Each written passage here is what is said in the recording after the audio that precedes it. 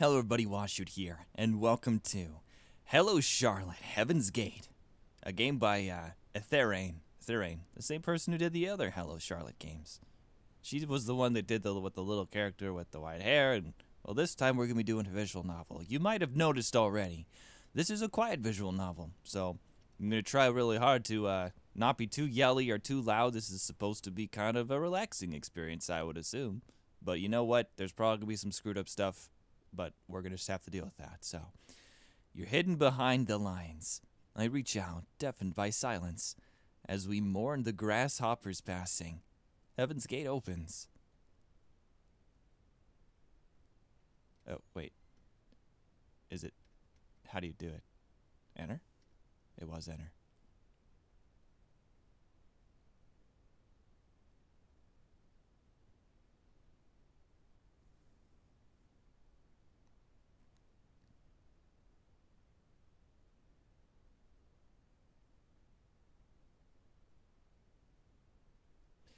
Vincent Fennel is watching a small trail of ants go by, his gaze remaining disinterested.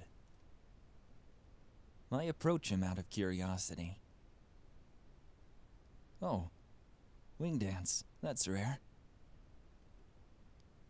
They're so small. That's good. Bugs are yucky.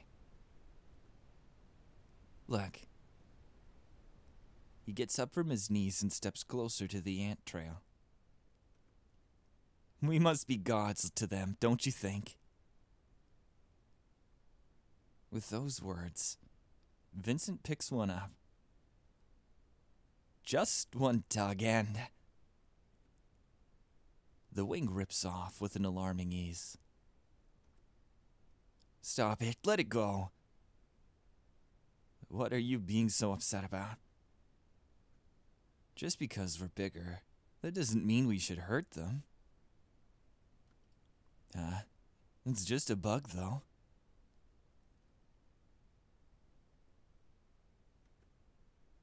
Mom says even the smallest lives matter. My mom says bugs are annoying. If you don't stop, I'll tell the nurses. The boy simply gets up and leaves. What's up with him? From that day on, I decide that I don't like Vincent Fennel at all.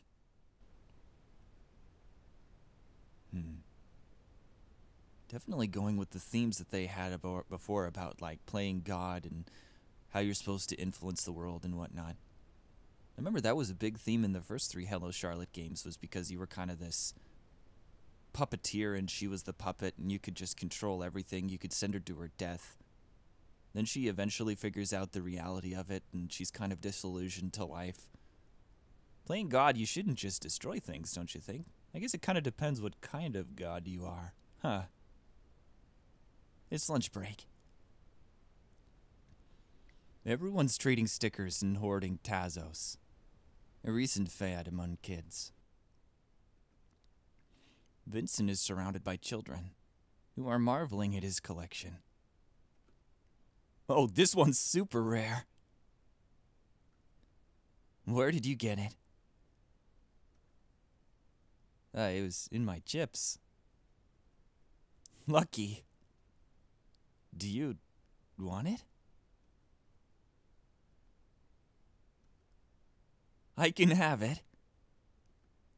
But I don't have anything good to trade you. I don't mind. Just choose one that you don't have then. Trade with me too. Me too. What are you looking at, Charlie? You want to trade too? No. Mom says chips are bad for health. Boring. Vincent, look, I have holographic ones. What's so special about him? All he has is a pack of Tazos. Lost in thought, I trip and drop the box with the classroom turtle that I was carrying. The nurses yell at me and make me stand in a corner for half an hour. I blame it on Vincent, too.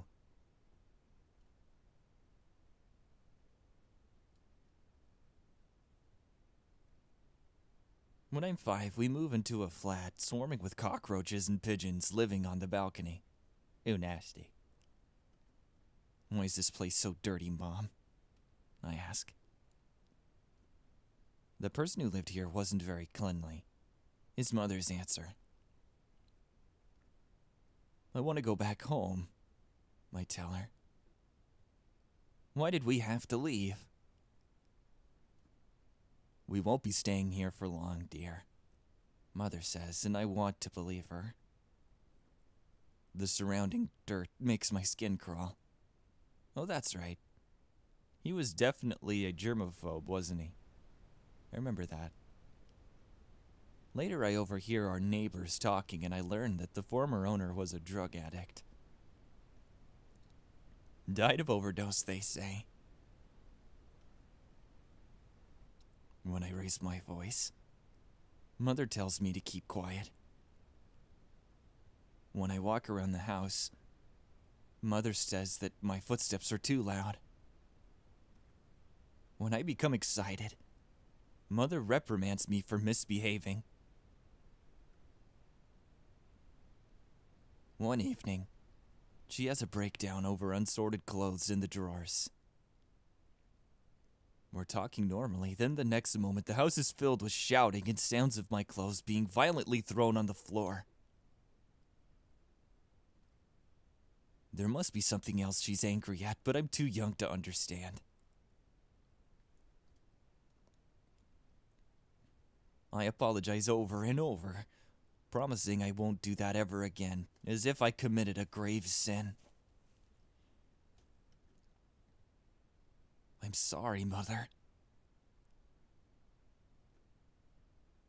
I can make everything right.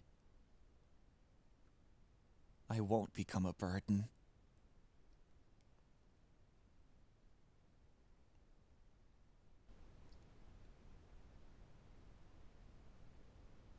We're having a concert to celebrate autumn.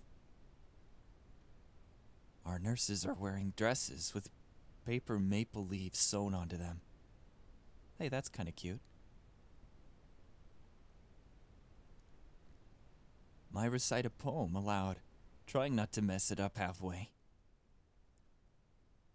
It has 4 lines. I'm so nervous that my voice comes out too quietly, even though I recite it perfectly. Vincent got 6 lines. It must be because the nurses think he's the smartest in the group. Hell, he even goes to chess club. Vincent recites the poem in a monotonous voice, like he doesn't give a care.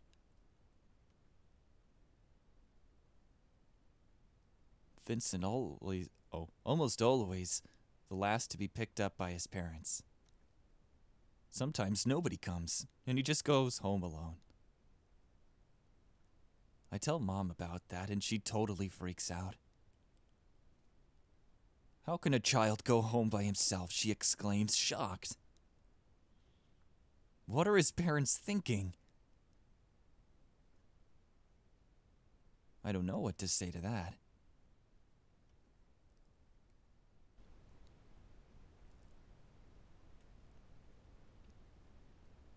It's Valentine's Day. Everyone gets tangerines and Kinder Surprises for lunch. I get sick and throw up onto my festive shirt. I didn't like it much anyway. Mom did, though. Vincent is at the nurse's office, too. He tripped and scraped his knee. The nurse is drawing a net on it with green antiseptic. The scrape seems bad, but he's not even wincing. his stare staying blank. Doesn't he feel any pain?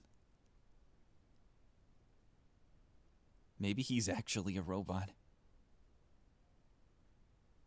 I want to ask him that, but my headache is too strong, so I ignore him. All I want is to go home and watch cartoons in bed. Thankfully, Mom's quick to come to my rescue. Afterwards, I stay at home for a whole week. Mom might be a little overprotective and a little weird, huh? Let's save. Bam, bam. Time passes fast. My kindergarten graduation album is filled with pictures of other kids running around, and a macro photograph of myself in some kind of medieval clothing from the photo shoot. It's my favorite one, but I'll never admit that. I can barely contain my excitement for the first day of school. Vincent goes to a different one, but it doesn't matter. I didn't like him much anyway.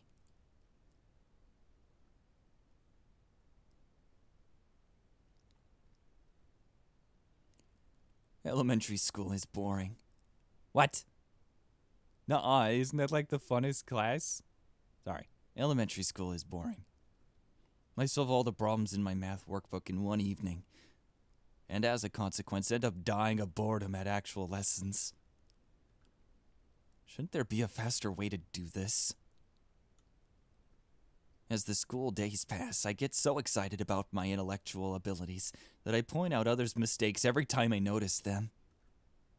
The girl sitting next to me seems to enjoy my company, mainly because she gets to copy my answers during tests. In the meantime, I find a new way to make friends. All you have to do is buy them food or share yours. Then everyone will gather around you, excited to get sweets for free. I spend all my pocket money on snacks and still end up being chosen last at PE lessons. It takes me some time and an after-school beating to learn not to poke my nose into others' business. It's not my fault people cheat on tests. I'm just doing what's right. At least, that's what I think. Apparently, people don't like snitches. Nor do they like being responsible or proper. Well, I'm doing everything not to be a burden. They're giving their all to cause trouble. I feel like this will take some time to sink in. Over the years, I learned to keep my mouth shut. From a moderately talkative kid, I turned into a complete class ghost. By the end of 4th year, everyone still calls me by my last name. I don't know. So snitches. It seems like it's pretty important for people to form like bonds with each other. Snitching on people seems wrong, but at the same time, everybody's got to follow the same rules. I don't know, it tells you a lot about you. In middle school, we see each other. We see each other again. Vincent looks more frail than I remember him being. Maybe it's just that he's gotten taller. When he sees me, he smiles. In fact, he smiles to everyone. The usual unchanging blank expression that he had in kindergarten is gone from his face, replaced with a mask. It's unsettling. I don't smile back. Somehow we end up doing a class project together. By the time I gathered the courage to ask someone to invite me, everyone else had already found a partner. But there was an open spot in his group.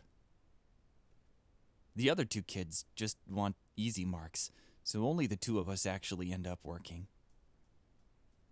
Vincent is surprisingly nice to work with. He's a good team player, very considerate, and giving his all to complete the task. A complete contrast to most of the kids. For the first time in a while, I have fun working in a group. System notification. One incoming message from Charles. What the heck? It's weird. What do we got? Oh my gosh, is this like a text message? Here, I'm sending over the presentation files. Great work. Wait, I remember these. They look exactly like the thing that was on his computer in the third game. Let's do our best tomorrow. He's thankful for my effort. This must be the first time in 5 years of school. I'm so moved that I put his name first on the project's title slide.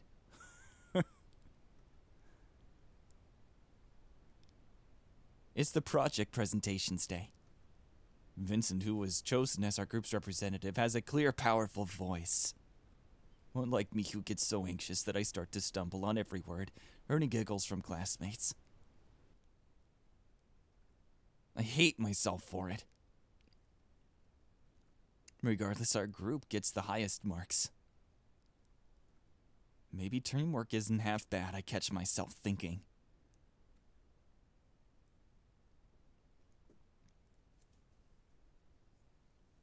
Vincent loses consciousness during one of our PE lessons. I've never really noticed it before, but he really has the worst stamina in class. Dude, he's like sick. I think he is deathly ill. Is he not? Or is it like he was rejecting the world? I'm trying to remember. I think it was both. While I fail all the speed tests, I can endure running long distances just fine. He, however, looks completely exhausted after just a few laps. After overhearing one of the conversations between teachers, I learned that Vincent has health complications. Ah, yeah. Fennel's not running again. I heard he's a weak heart. Or was it anemia? He's the best student in class. Maybe he's pushing himself too hard. People like that don't live long. My uncle died from a stroke. What does that have to do with anything? Really? Vincent dying? The possibility has never occurred to me before. Maybe children don't think too deeply about life and death in general. I look at him sitting on a bench near the teacher, watching us run. We never really talk. But I've been watching him for a while. So to me, it feels like we share a connection. I was just gonna say, what about Henri? I often volunteer to stay. Oh my gosh, wait a minute. I'm gonna have to say it before we see Henri. Save. Oh, quick save. What the Give me a deliberate save. I often volunteer to stay behind on class duty. Henrietta Warhol gets bullied into it. The other girls call her smelly and cow tits and make her do things instead of them. So right now, she's unenthusiastically scrubbing a dirty desk with a wet rag. You should use detergent to scrub this off. Don't tell me what to do, Eiler. Why are you even here? It's not your turn to clean. I like cleaning. Or more like, I can't trust anyone with it. Everyone's too sloppy and lazy to properly clean all the dust. Just thinking of sitting behind a dirty desk makes my skin crawl. Weirdo. You can go home. I plan to stay after lessons anyway. I have piano class coming up in 2 hours. Just enough time to clean and do homework. No, I'll stay. They're waiting outside. If I go too early, they might think I'm slacking off. Damn, that's complicated. Okay. We clean in silence. I don't really know what to talk about with her.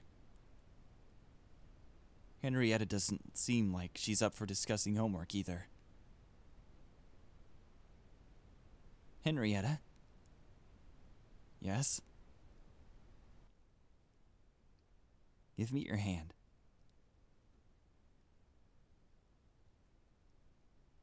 I place a candy in it. Here. Good work today. Carrying snacks around still remains a bit of habit of mine. Remains as a habit of mine. Might as well try to win Warhol's goodwill with it. Dude, she's not gonna like that. Henrietta stays weirdly silent. There isn't anything wrong with it, right? Unless you don't like barberry flavor. Oh. Thanks. You're welcome. Yeah, that was like right where my mind would go. It's like you're with this dude and you're cleaning it. It's just like, good work. It's like a weird thing to do, but at the same time, it's kind. I don't know. Henrietta awkwardly stumbles out of the classroom without saying so much as goodbye. Weeks later, we start talking during lunch breaks sometimes. The other girls mock and tease her for it, but Henrietta learns to talk back. Maybe she's more confident about herself when she feels less alone. Oh, 3 incoming messages from Henri. Okay, listen up, Eiler. We're gonna get rid of your acne. I'm gonna send you a list of skincare products and food to avoid. But, Mom! No buts. For a clean freak, you sure hate looking at after yourself. Hey, yo, you can't blame people for their sebum. Mother never tells me anything about her past or father, and I never ask. It's something we never talk about. All I can do is listen to her occasionally cry at night and keep quiet about it in the morning.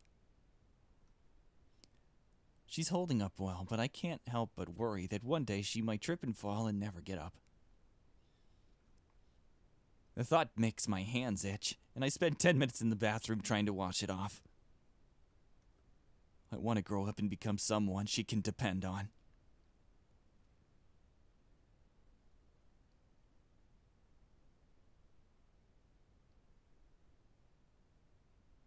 It's quiet in the mind library. I'm hunched over a language workbook, trying to fill in the blanks, but all the letters come out jumbled. I write them over and over again until the pages are filled with illegible scribbles. Frey peeks over my shoulder like nothing's wrong. Doing someone's homework again, Miss Wilshire. You do know that it's not your obligation to do it, don't you?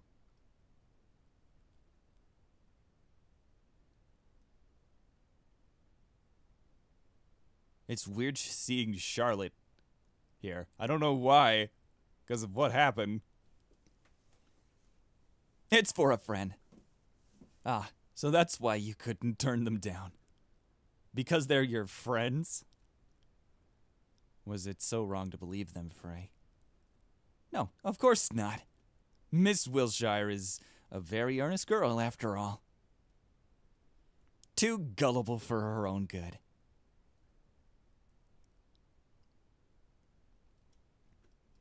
You see, what your so-called friend used was a keyword. A password that doesn't mean anything. You heard it and immediately thought of the meaning you had for it. You may have thought the other person meant, I want to help and understand you. But in reality, they meant, I want to use you for my own needs. Sure, they could have been honest with you. But would you be doing this for them if you knew the truth?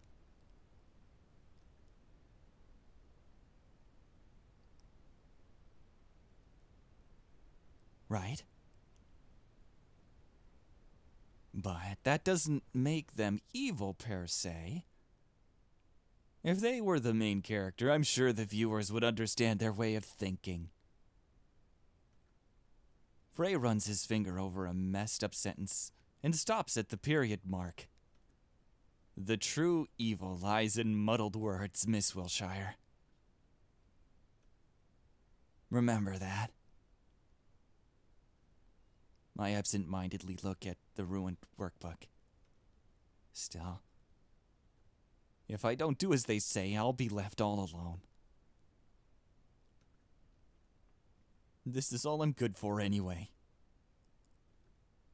Frey leans his head on me, but I have no strength left to shove him away. You know that's not true, Miss Wilshire. You just want someone to make you feel better about yourself. Even if it's someone you despise.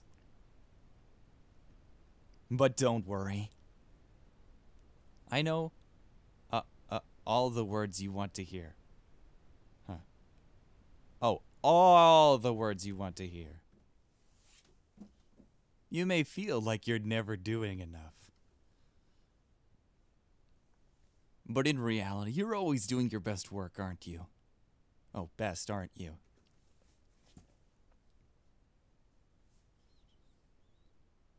During the first year of high school, we go on a school trip. I don't have anyone to make promises about sitting together with, so right now, I'm left with 3 choices. Oh, do I actually get to choose? Bam. A. Sitting with the teacher. B. Sitting with one of the class bullies. Or C. Approaching Mr. Fennel, who happens to have a seat open near him. I decide that the latter is the lesser evil. Mind if I sit here? Not at all. Thanks. Oh, now that I think of it, it's the front seat. I shouldn't be taking it. You can just change with someone if they get car sick. I, for one, can't sit in the back. I always get dizzy. Sucks to be you. Vincent laughs dryly. His laughter doesn't reach his eyes. Crap. I just messed up my second informal conversation with him. By the time I gather myself again, Vincent's long since asleep. His head is bumping against the bus window in small intervals. I bring out my MP3 player, but minutes later everyone decides to watch an action movie. The loud sound doesn't seem to bother Vincent, who's sleeping with earplugs. I should have brought some too. In the end, I settle on watching the movie and lose track of time. By the time we arrive at the hotel, it's past midnight. I get a room with 3 guys who don't mind ditching them during the night. Success.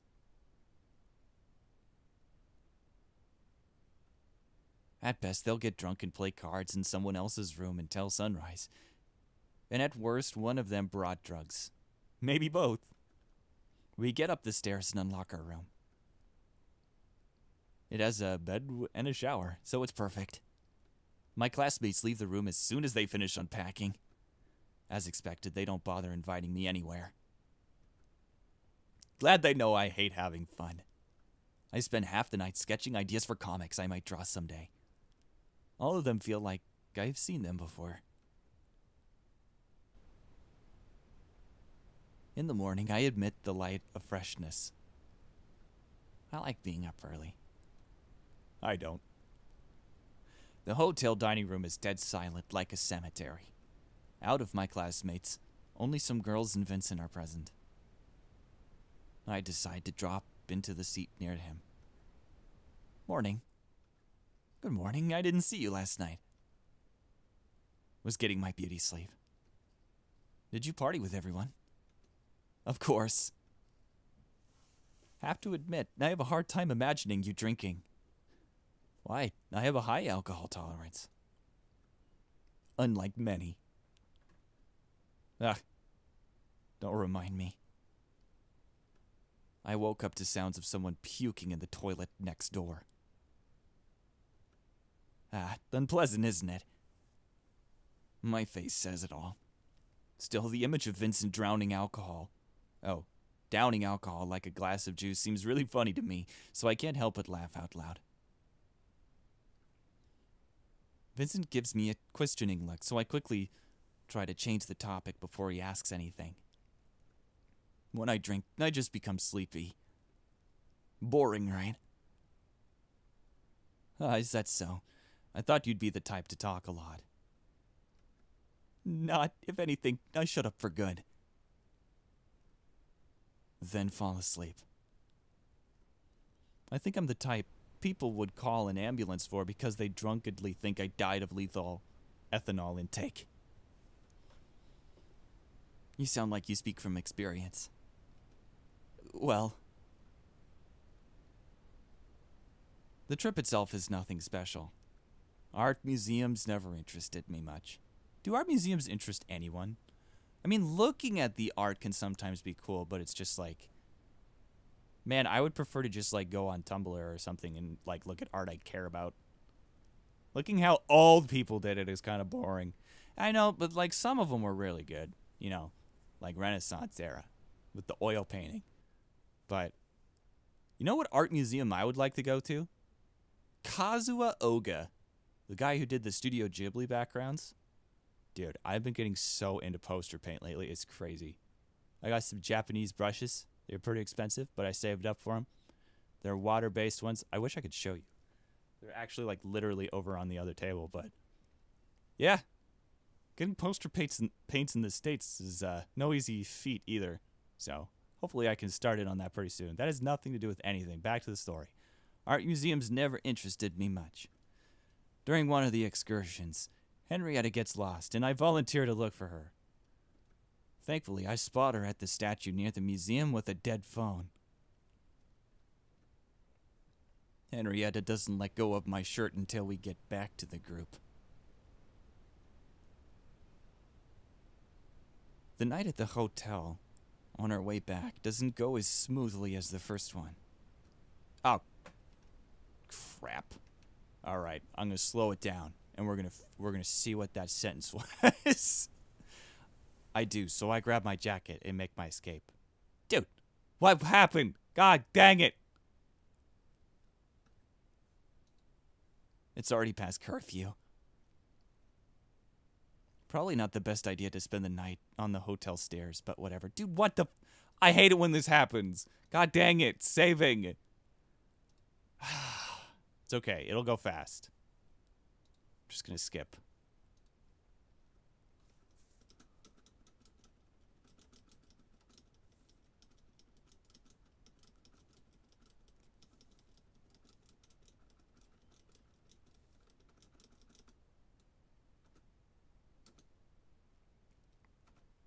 All right, here we go. The night at the hotel on our way back doesn't go as smoothly as the first one. This time I have to share a room with a guy who doesn't mind other people seeing him make out with his girlfriend right in the room. Oh my god. What a scandalous man. I thought it was going to be worse than that. Dude, who makes out with their girlfriend in a room? I do, so I grab my jacket and make my escape. It's already past curfew.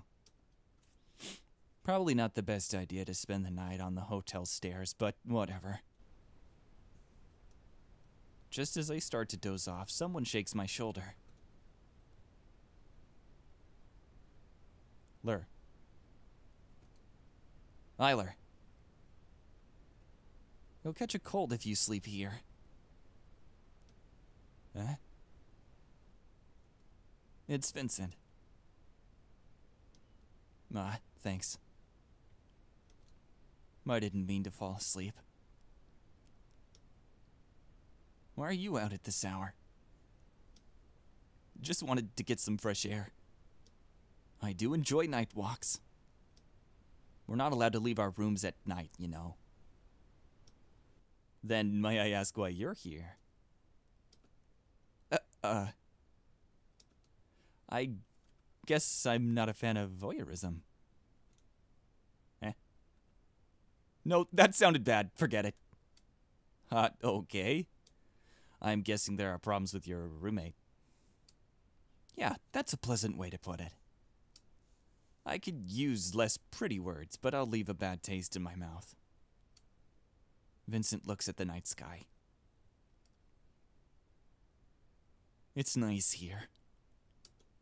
So quiet. I don't have to wake up to shouting.